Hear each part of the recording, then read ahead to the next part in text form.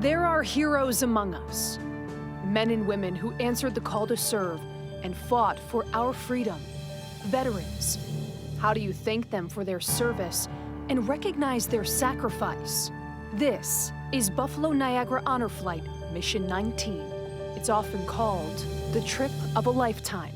Words can't express how I feel inside. It's special. It's really, it's special. On a cool spring morning, Welcome to Honor Flight. 35 veterans from the World War II, Korean, Vietnam, and Cold War eras set off to Washington for one more tour with honor. 2 days, 8 stops. Welcome to Maryland. It begins in Baltimore with a hero's welcome. Thank everybody. It was a complete shock. I'm still almost in tears thinking about it. Immense gratitude, long overdue. Thank you. You are very welcome. I came back on medevac plane, so this is my homecoming. And it was really, I started to cry. I don't cry. Marines don't cry. We didn't get any of this before. When I came home from Vietnam, we had to travel at night. We couldn't travel during the day. They were burning flags, burning draft cards, dodging everything, and I put my life on the line for them. But now to see these people clapping, I can live with that. These warriors are taken on a journey of recognition to see the memorials built to commemorate their courage with echoes of valor felt across the National Mall. 2025 marks 80 years since the end of World War II. 16 million Americans served, including George Moriel of Niagara Falls. At 99 years old, he recalls the Battle of the Bulge, day after day spent in a two-man foxhole in the dead of winter, completely surrounded by Germans. The other enemy, a bitter cold so brutal, George's feet froze within his boots. It was so cold, and the Germans were so smart. They had white sheets on their tanks and Christmas trees tied, and it was snowing so bad you couldn't see them, but you could hear them. Each gold star within the World War II memorial represents 100 Americans who died in the war. More than 400,000 heroes. The true price of freedom. 1 week, we lost 19,000 soldiers. 1 week. But I was amazed at the wall of stars, and I thank God that I'm able to come here. Also part of the greatest generation, 97-year-old Leonard Bradley of East Aurora. He joined the Navy around the time Japan surrendered. I got stationed aboard a ship called the USS Rutland. We called it the old Rusty Rut, and it was rusty too. We traveled all around the South Pacific, picking up soldiers and Marines and bringing them home.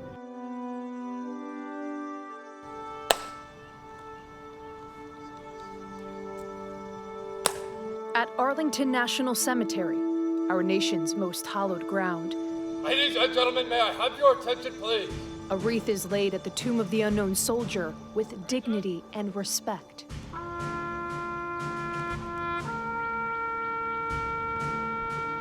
It was a very emotional thing when I consider that tomb and all that it represented. The Korean War Veterans Memorial is a reminder that freedom is not free. Though it's referred to as the Forgotten War, veterans like Bob Fetterhoff never forget. A lot of people lost over there. It's a shame, but I guess that's the price of war. Sometimes their tenacity inspires the next generation of heroes. When James Kessner of Springville stepped off the bus, Oh my God!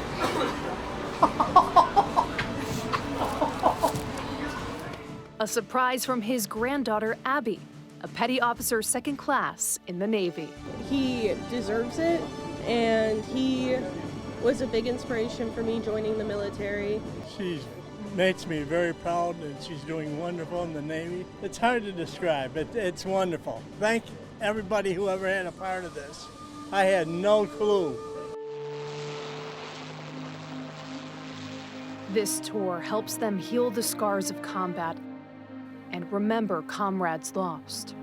The war stole all of my tomorrows.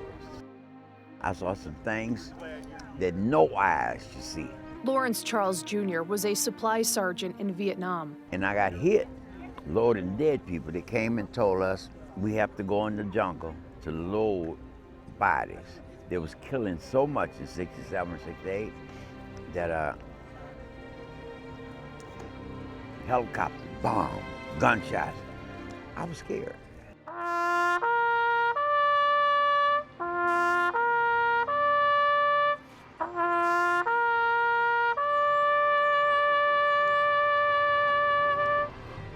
The Vietnam Veterans Memorial bears the names of more than 58,000 service members who made the ultimate sacrifice.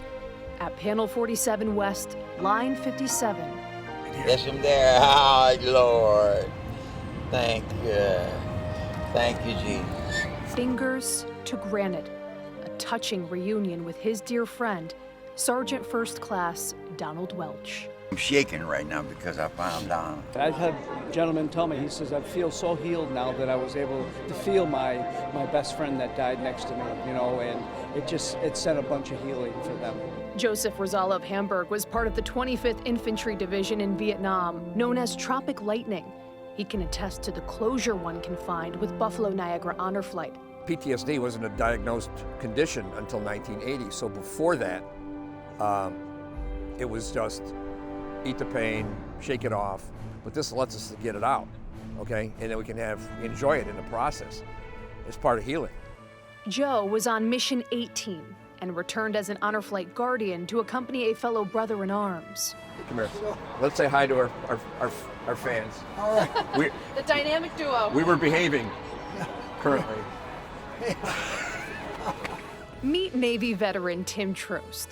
His service story begins in Bermuda. We flew the Atlantic looking for Russian submarines. Here's a picture of my plane. It's a P-5M seaplane. I did the radar, the radio, and sub-humming gear. His treasured experience was at 1,500 feet among the clouds.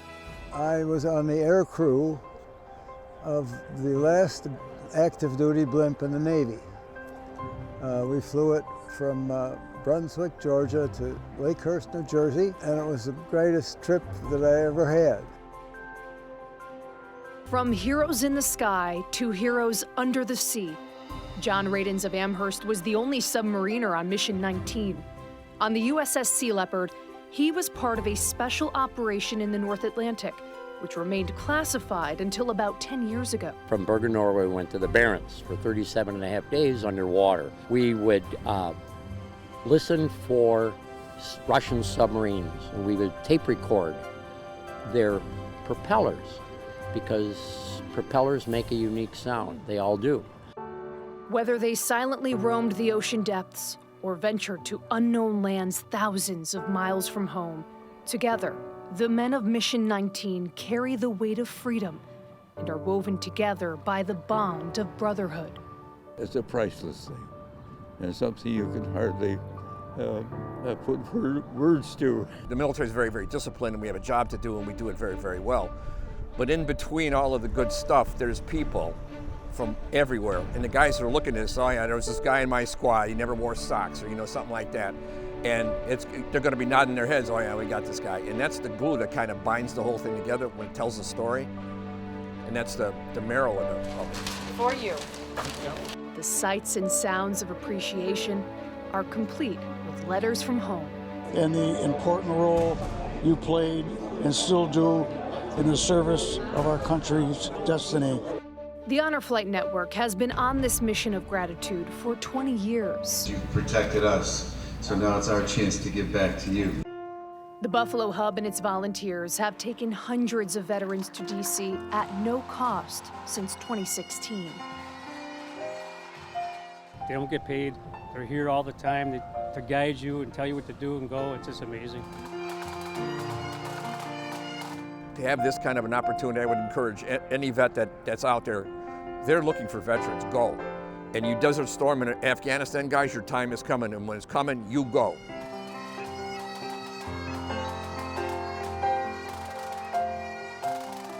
come on an honor flight. If you're a veteran, get here. Fill out the application. If you want to volunteer to be a guardian or anything with honor flight, do it. To those who've worn the nation's uniform, welcome home. For it's the land of the free because of the brave. I got to be with a bunch of my veterans and fellow brothers and sisters, and it's been a great time. For the first time in like 53 years, I felt that the time I spent in the service was meaningful. It's a wonderful thing. Whoever did it, it's a wonderful thing. And I feel like what I did, it wasn't wasted.